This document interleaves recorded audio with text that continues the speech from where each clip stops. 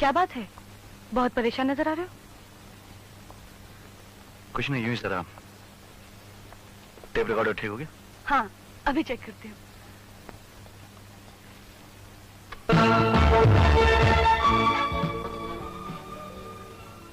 कमल, तुम्हें खुशखबरी देनी है।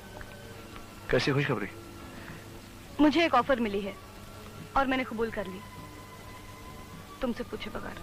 कैसी ऑफर? पब्लिक प्रोसिक्यूटर मिस्टर प्रसाद ने मुझे ऑफर दी है कि मैं उनका ग्रुप ज्वाइन कर लूं। वो इतने बड़े वकील हैं, मैंने फौरन हाँ कर दी। ठीक किया ना?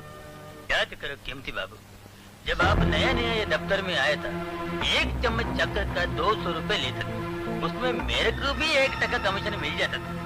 उसके बाद में आपने रिश्वत बढ़ा के 1 चम्मच शक्कर का 1000 रुपए कर दिया। बिल्डिंग के पास कर करके लाइसेंस दे देकर आपने तो माल बनाया। आपके पास तो नोटों का भंडार है, मेरे पास तो कुछ भी नहीं है। अगर मैंने अपनी रिश्वत बढ़ाई तो तूने भी अपनी कमीशन बढ़ाकर 5 टका कर दी। कम से कम महीने का 5000 रुपए कमाता था।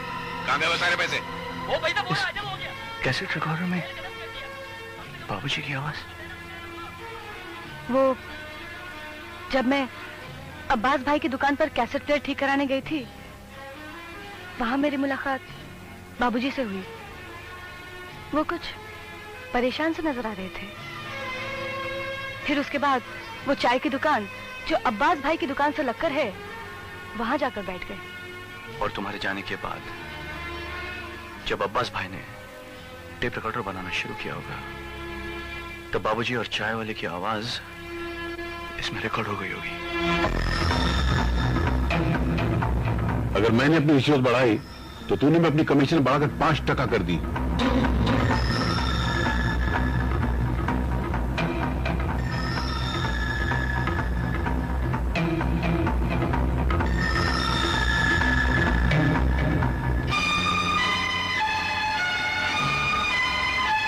अब भी कहेंगे आप, आपका दिल साफ है?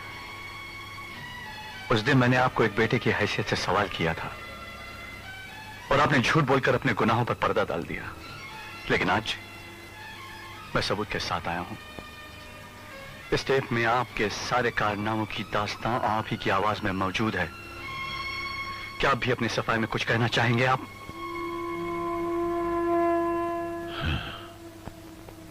कहना है, मगर अपनी सफाई में नहीं, बल्कि आज हकीकत बयान करनी है। मैंने सारी जिंदगी रिश्वत ली है। मैंने सारी जिंदगी कालाबाजारियों का साथ दिया है, मगर किसके लिए?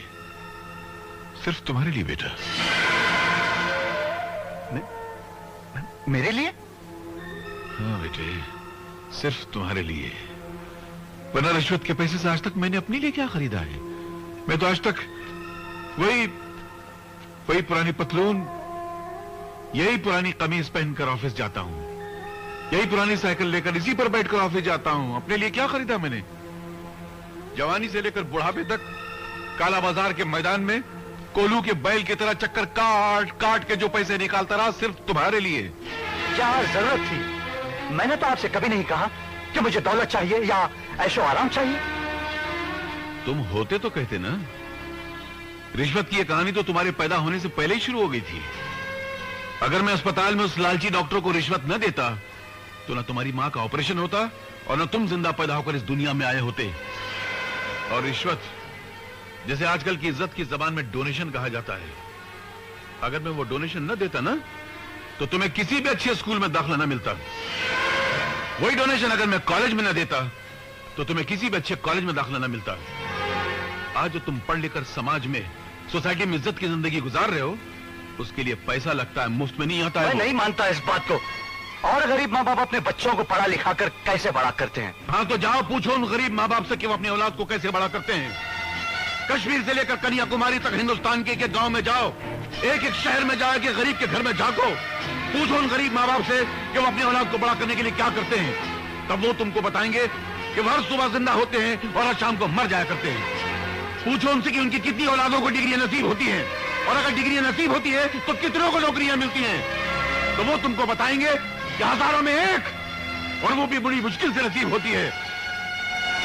इसलिए बेटा, इस घिनौने माहौल में इस रिश्वत के समाज में अगर इज्जत की जिंदगी गुजारनी है तो अपना सीना चीर कर, अपने जमीर को कत्ल करके, अपनी रूह को मार के उसकी लाश को रिश्वत के कदमों में डालना पड़ता है, तब जाकर इंसान ये जिंदगी गुजार सकता है जो तुम गुजार रहे हो। नहीं चाहिए मुझे ऐसी जिंदगी, नफरत है मुझे ऐसी जिंदगी से।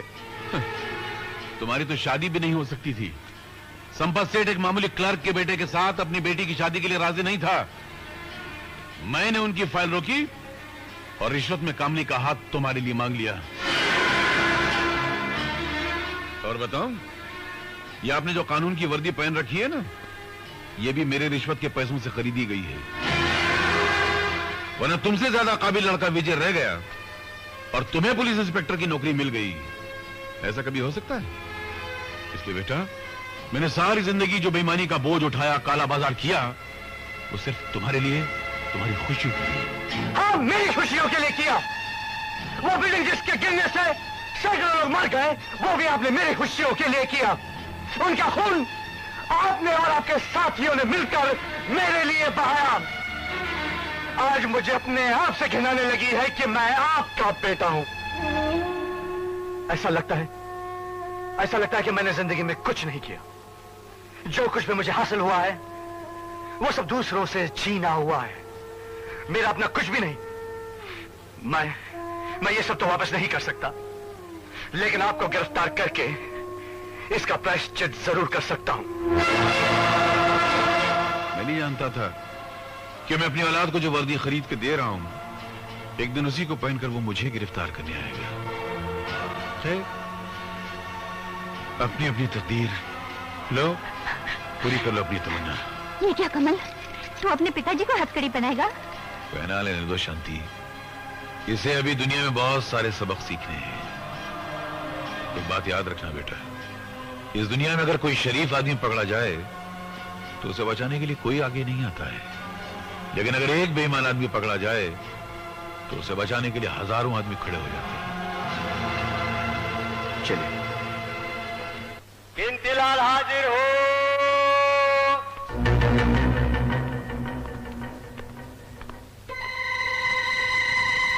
जज साहब, कितनी अजीब सी बात है।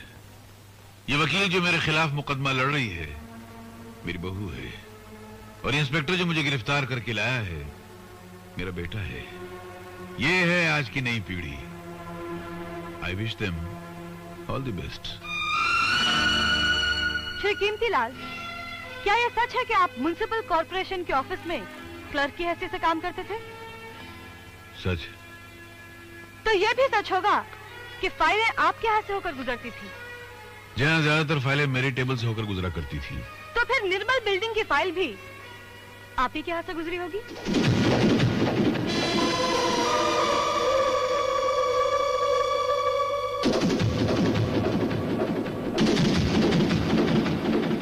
जवाब दीजिए। जी नहीं। तो फिर वो फाइल पास कैसे हुई? उस पर ठप्पा किसने लगाया? मुझे क्या मालूम। अक्सर ऐसे होता था कि कुछ फाइलें ठाकुर साहब के पास डायरेक्ट पहुंच जाया करती थी, उस पर ठप्पा मार के पास कर दिया करते थे। हो सकता है ये फाइल भी ठाकुर साहब ने पास की हो।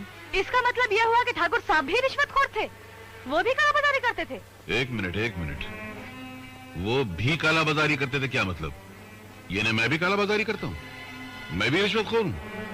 आप कहना क्या चाहती? मैं नहीं कहना चाहती, बल्कि आपने खुद अपनी आवाज में अपने जुर्म का इकबाल किया है, जिसका सबूत ये टेप रिकॉर्डर है। वकील साहब, आपके पास क्या सबूत है कि ये आवाज मेरी है? सबूत है, एक ऐसा सबूत जो ये साबित कर देगा कि आपकी आवाज है।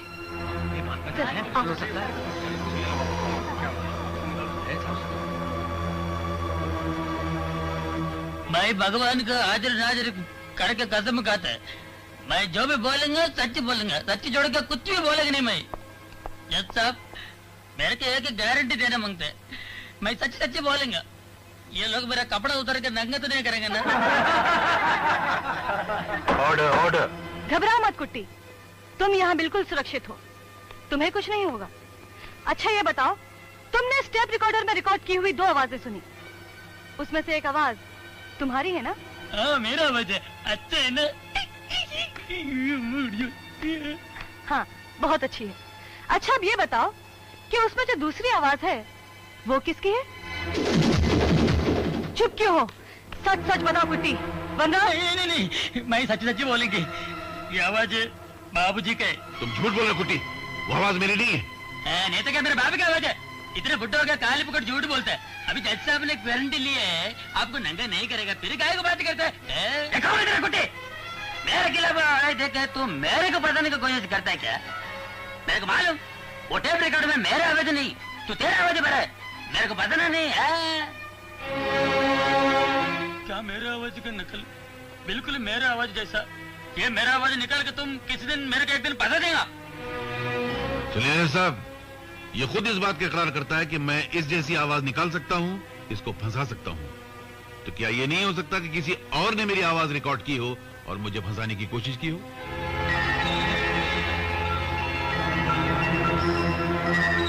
जज साहब, अब मैं आपसे सवाल करता हूँ, क्या कानून सिर्फ टेप रिकॉर्डर में रिकॉर्ड की हुई आवाज की बुनियाद पर किसी को गुनहगार ठहरा सकता है?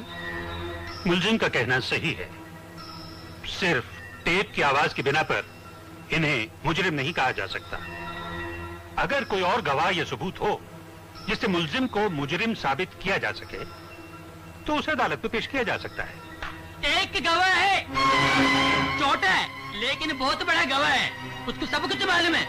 बाबूजी रिश्वत लेता था, मेरे को कमीशन देता था, उसको सब कुछ मालूम है। कौन है वो गवाह? 211, एक बच्चा है, बहुत अच्छा बच्चा है, मेरे दुकान में काम करता था, उसको बाबूजी का शक्कर का पूरा चक्कर मालूम है। ठीक है, उस लड़के को कल अदालत में पेश किया जाए। उसका बयान सुनने के बाद ही ये अदालत अपना फैसला सुनाएगी।